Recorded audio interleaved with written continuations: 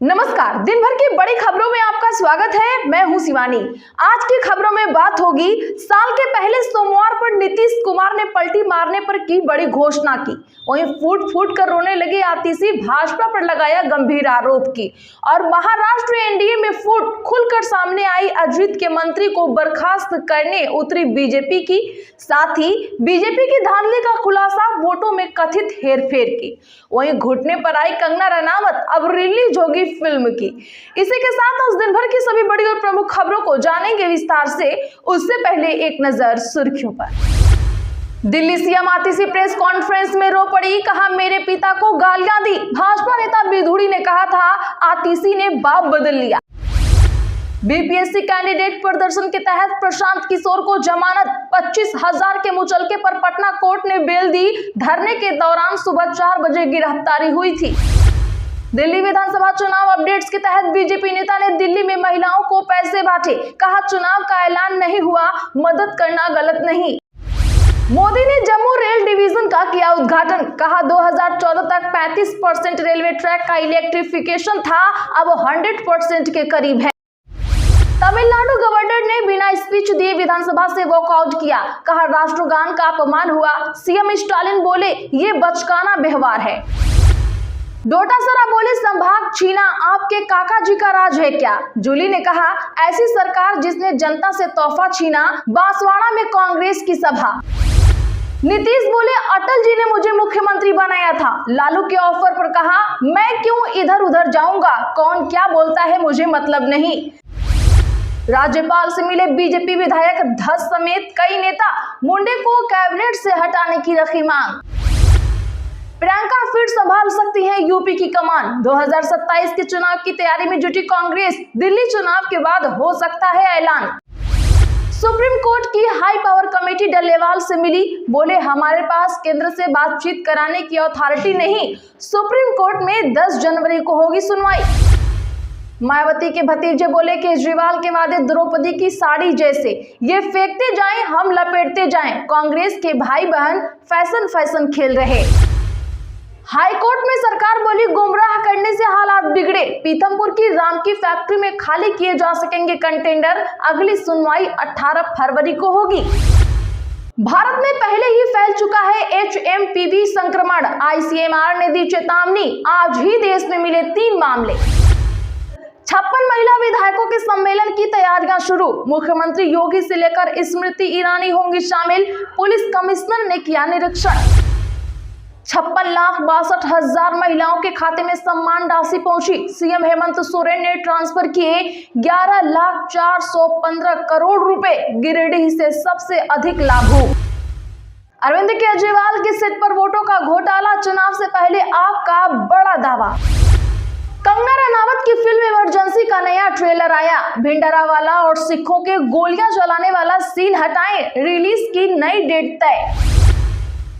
540 feet गहरे borewell में गिरी 18 वर्षीय लड़की, गुजरात के भुज की घटना। 6 घंटे से रेस्क्यू जारी, पुलिस NDRF की टीम मौके पर पहुंची। छत्तीसगढ़ के बीजापुर में नक्सली वारदात, 8 जवान हुए शहीद, ड्राइवर भी मारा गया। सड़क पर 10 फीट गड्ढा, 25 फीट ऊंचे पेड़ पर मिला गाड़ी का मलबा। सीएम स्टालिन ने विधानसभा में राष्ट्रगान से किया इनकार, तमिलनाडु के राज्यपाल का बड़ा आरोप। लालू यादव को क्यों चाहिए नीतीश कुमार का साथ, मांझी ने बता दी है अंदर की बात। राष्ट्रपति चुनाव में ट्रंप की जीत पर लगी मुहर, आज कमला हैरिस ने किया ऐलान। 2021 में इसी दिन संसद में घुसे थे प्रदर्शनकारी।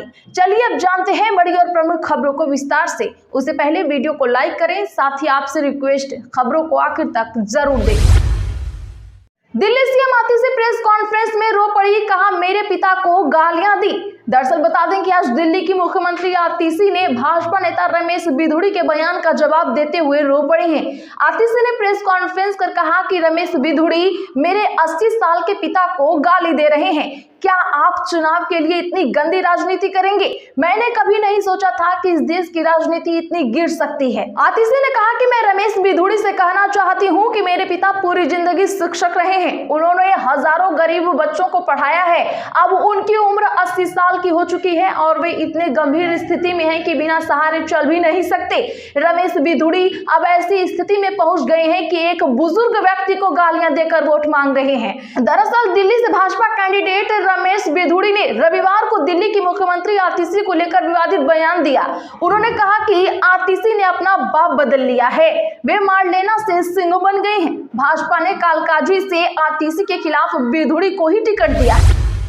बीपीएससी कैंडिडेट प्रदर्शन में प्रशांत किशोर जुडिशियल कस्टडी में भेजे गए, कंडीशनल बेल लेने से किया मना। जी हां, जनसुराज के संस्थापक प्रशांत किशोर को पटना सिविल कोर्ट ने 14 दिनों की न्यायिक हिरासत में पटना की बेऊर जेल भेजा है। उन्होंने कहा कि रुकना नहीं है, रुका तो कईयों का मन बढ़ेगा, जेल से ही अनशन जारी रहेगा। पटना के गांधी मैदान में आमरण अनशन पर बैठे जनसुराज के संस्थापक प्रशांत किशोर को पुलिस ने सोमवार सुबह 4 बजे गिरफ्तार किया था। वो 2 जनवरी की शाम 5 बजे से बीपीएससी अभ्यर्थियों के समर्थन में आमरण अनशन पर बैठे थे। पटना सिविल कोर्ट में उनकी पेशी हुई। एसडीजेएम उपाध्याय की कोर्ट से उन्हें 25,000 के निजी मुचलके पर बेल मिली। कोर्ट में पेशी के दौरान प्रशांत किशोर ने खुद बहस की। उन्होंने जज को बताया कि किस तरीके से पुलिसिया बर्बरता की गई। कोर्ट से जमानत मिली, लेकिन प्रशांत किशोर सशर्त जमानत लेने के लिए तैयार नहीं हुए। प्रशांत किशोर ने पीआर बॉन्ड पर साइन नहीं किए। उनकी ओर से जुडिशियल कस्टडी की मांग की गई। दरअसल कोर्ट ने कहा है कि आगे से ऐसी कोई भी काम नहीं करेंगे जिसकी वजह से आम लोगों को दोबारा परेशानियों का सामना करना पड़े। पीके इसका विरोध कर रहे हैं। जज अपने फैसले पर कायम है। राज्यपाल से मिले बीजेपी विधायक धस समेत कई नेता, मुंडे को कैबिनेट से हटाने की रखी मांग। दरअसल बता दें कि बीड़ के मसजोग गांव के सरपंच संतोष देशमुख के मरने के मामले में आरोप प्रत्यारोप का दौर जारी है। इस बीच नेताओं का एक प्रतिनिधिमंडल सोमवार यानी आज महाराष्ट्र के राज्यपाल सीपी राधाकृष्णन से मिला। उन्होंने देशमुख कांड मामले में निष्पक्ष जांच सुनिश्चित करने के लिए राज्य मंत्री धनंजय मुंडे को कैबिनेट से हटाने की मांग की। भाजपा विधायक सुरेश धस समेत कई नेताओं ने राजभवन में राज्यपाल से मुलाकात कर उन्हें ज्ञापन सौंपा। इसमें नेताओं ने कानून के शासन और न्याय प्रणाली में जनता का विश्वास बनाए रखने के लिए कड़ा कदम उठाने की अपील की। नीतीश बोले, अटल जी ने मुझे मुख्यमंत्री बनाया था, लालू के ऑफर पर कहा मैं क्यों इधर उधर जाऊंगा। सीएम नीतीश कुमार ने आज फिर से लालू के ऑफर का जवाब दिया है। उन्होंने कहा कि पटना में जो लोग बात कर रहे हैं उनसे हमको क्या लेना देना है। हम 2 बार गलती से इधर उधर चले गए थे। हमको बनाने वाले अटल जी हैं, उन्होंने बहुत सम्मान दिया, मुझे सीएम बनाया। एनडीए में जो सम्मान मिला उसके बाद वापस जाने का कोई सवाल ही नहीं बनता है। 2 बार जेडीयू वाले गलती से इधर उधर कर दिए थे, लेकिन अब ऐसा नहीं होगा। नीतीश कुमार ने वैशाली में प्रगति यात्रा के दौरान ये बातें कही। इस दौरान उन्होंने 350 योजनाओं का उद्घाटन और शिलान्यास भी किया। इसकी कुल राशि करीब 278 करोड़ रुपए है। आपको याद होगा 2025 का पहला दिन राजद सुप्रीमो लालू प्रसाद के एक बयान ने सर्दी में राजनीतिक सरगर्मी बढ़ा दी। लालू ने न्यू ईयर में नीतीश को अपने साथ लाने का ऑफर दिया। केजरीवाल बोले, सिसोदिया के घर सीबीआई रेड होगी। अभी तक इन्हें हमारे खिलाफ कुछ नहीं मिला, आगे भी नहीं मिलेगा। जी हां, बता दें कि दिल्ली के पूर्व सीएम और आप संयोजक अरविंद केजरीवाल ने मनीष सिसोदिया के घर पर सीबीआई रेड होने का दावा किया है। केजरीवाल ने आज एक्स पोस्ट में कहा, मैंने कुछ दिन पहले बोला था कि दिल्ली की सीएम आतिशी को गिरफ्तार किया जाएगा और आपके कुछ नेताओं पर रेड होगी। उन्होंने कहा, विश्वस्त सूत्रों के मुताबिक मनीष सिसोदिया के घर अगले कुछ दिनों में सीबीआई रेड होगी। बीजेपी दिल्ली चुनाव हार रही है। ये गिरफ्तारियां और रेड उनकी बौखलाहट का नतीजा है। केजरीवाल ने कहा, इन्हें अभी तक हमारे खिलाफ कोई सबूत नहीं मिला है, आगे भी कुछ नहीं मिलेगा। आप कट्टर ईमानदार पार्टी है। प्रियंका गांधी फिर संभाल सकती हैं यूपी की कमान। 2027 के चुनाव की तैयारी में जुटी कांग्रेस। जी हां, कांग्रेस पार्टी की राष्ट्रीय महासचिव प्रियंका गांधी को फिर से यूपी का प्रभारी बनाया जा सकता है। बीते 1 साल से उनके पास किसी राज्य का प्रभार नहीं है। इससे पहले वह यूपी की प्रभारी थी, लेकिन लोकसभा चुनाव से ठीक पहले दिसंबर 2023 में खुद को यूपी के प्रभार से अलग कर लिया था। प्रियंका ने पूरा फोकस अमेठी और रायबरेली पर कर दिया था। प्रियंका के करीबियों का मानना है कि वह जल्द ही दोबारा प्रियंका गांधी को यूपी का प्रभारी बनाएंगे। इसमें केवल औपचारिकता शेष बची है। कांग्रेस में एक तबका उन्हें संगठन महासचिव के रूप में भी देखना चाहता है, लेकिन कांग्रेस सूत्रों का कहना है कि फिलहाल उन्हें यूपी की जिम्मेदारी सौंपी जाएगी।